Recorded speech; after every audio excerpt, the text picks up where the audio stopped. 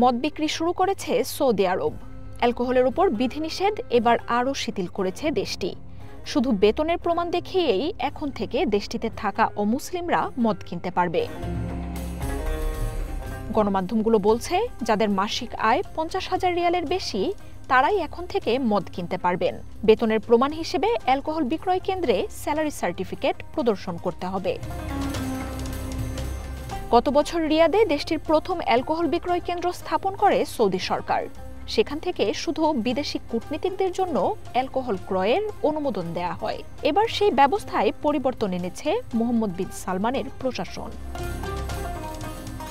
তবে বিধিনিষেধের এই পরিবর্তনের ব্যাপারে আনুষ্ঠানিক কোনো মন্তব্য করেনি সৌদি সরকার।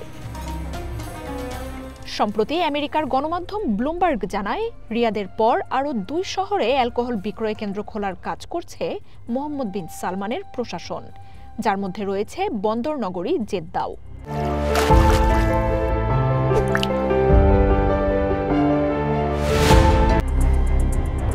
পশ্চিমাদের কাছে গ্রহণযোগ্যতা বৃদ্ধি সহ ভীষণ 2030 পরিকল্পনা বাস্তবায়নে রক্ষণশীলতা থেকে বেরিয়ে উদারনীতির পথে হাঁটছে সৌদি আরব। হলে সিনেমা প্রদর্শন, ফ্যাশন শো, চলচ্চিত্র উৎসব, কনসার্টের মতো নানা পদক্ষেপ নেওয়া হচ্ছে।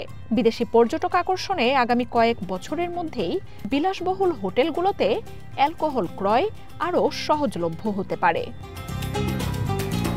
মার্জিয়া উপমা, ওয়ান ইন্টারন্যাশনাল ডেস্ক।